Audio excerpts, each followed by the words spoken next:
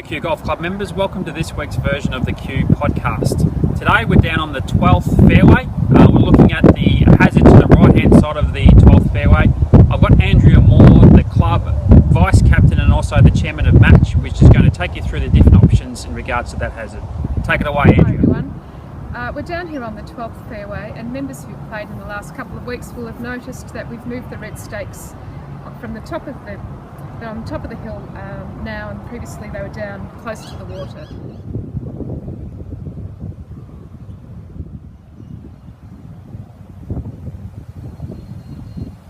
The reason is that to use the lateral water hazard options, or a water hazard option full stop, you must know or be virtually certain that your ball has entered the hazard. From the tee, and with the slope of the bank, it was very hard or impossible to know whether your ball had entered the hazard, and if so, at what point it had crossed the margin of the hazard. So we've pulled these stakes up onto the top of the bank. From the tee, you should be able to tell you must tell where your ball's crossed the margin of the hazard, and then there's various options you have from that point. The stakes are still along the waterline further down because it flattens out. Your ball, if it's gone that far, has gone on a straighter line, and there's much you're able to identify where it will have crossed. We've also getting the grass cut down a bit, so if your ball crosses the margin and you can't find it, then you can assume it's in the water. So now we'll talk about the different options. So this is normally a right-handed slice off the tee. So if you have, from the tee, have watched your ball come through and cross the margin, your first option is to tee up again and play your third shot off the tee. It's not a provisional ball, it's the third shot off the tee under penalty of stroking distance. If you'd rather come down here and see what's happened, first thing is to identify where your ball crossed the margin. So it's this point here. I'll put a tee there. And then work out which other option you'd like to take. This is a lateral hazard. Lateral hazards have red markers as opposed to a normal water hazard that has yellow marks, such as on the fourth hole where you cross the water there. So under a lateral water hazard, as I said, the first option is to hit from where you hit your previous ball, in this case off the tee, but it could be off the fairway as well. Now, if your ball is caught up in the grass and hasn't gone into the water, you've got the option to hit that without a penalty. Must ground the club, of course. Now, under a water hazard, the other option is to go back on the line from where you crossed the hazard, hitting the hole on the line and go back as far as you like. Not very practical here because you're heading right back and giving yourself a more difficult shot, but an option in some cases. Now, because it's a lateral hazard, we have two other options. One is to come out 2 club lengths, no closer to the hole, and drop the ball, and it can roll up to another 2 club lengths and hit from there under penalty of 1 stroke. And the fourth option we have is to go equidistant onto the other side of the hazard and hit from over there. Absolutely no point in doing that in this case, but on the second hole, if you hit into the left hazard or around the left side of the left hazard, it certainly is an option to get you back on the correct fairway, and we might go over there and go through that in some detail.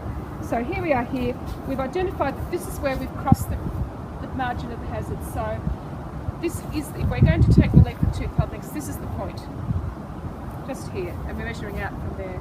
Okay, my ball has entered the hazard, I can't find it, we can assume it's in the water, so I've decided that my best option is to take my relief from here 2 club lengths under penalty of 1 stroke.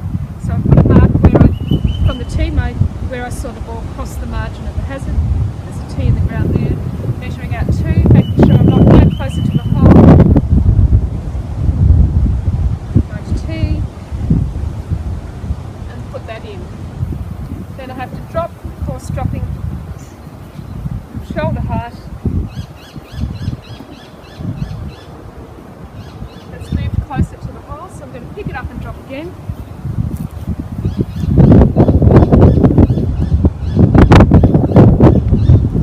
And that ball's in play. If that ball had rolled closer to the hole again, then I would have placed it on the spot where it hit the ground for the second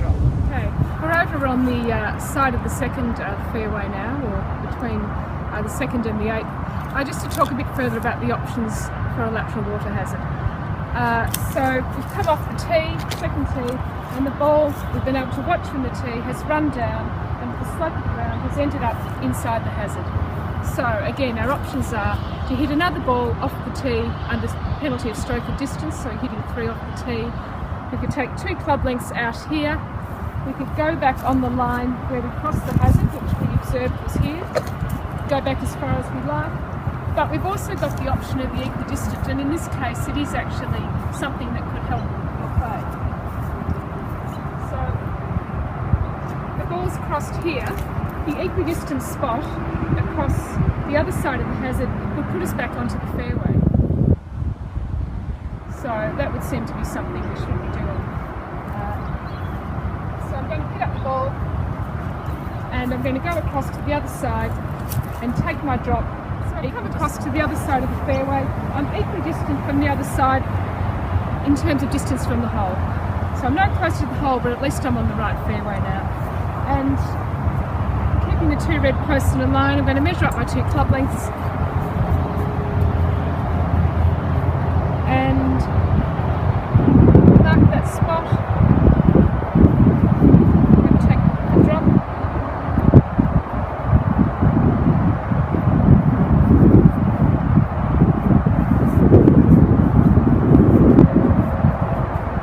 Standing back in the hazard so I can take another drop. This time if it doesn't stay, and because of the slope it's quite likely not to, I'll place it, but I'll drop.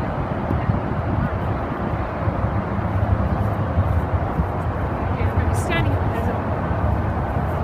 So now I'm going to place the ball on the spot where it first hit the ground, and the ball's in play, and hopefully I've got a much easier shot onto the green than I had trying to take on the tree. So we've been out on the course talking about our options with lateral water hazards, particularly on the 12th and the 2nd. Just want to encourage all members to carry a rule book. They're free.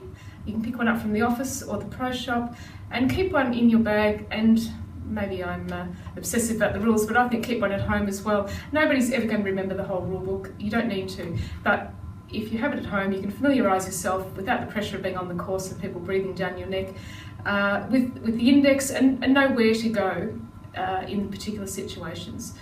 The rules can be your friend as well as costing you shots. And the second example we had out there was a classic case where by knowing the rules you can actually help your scoring on that hole. So if you're playing in a competition, it's imperative that you carry a book and you have some understanding of the rules to help your game, speed of play, and all sorts of reasons. So hope everyone's going to put one in their bag if they haven't got one there. Thank you.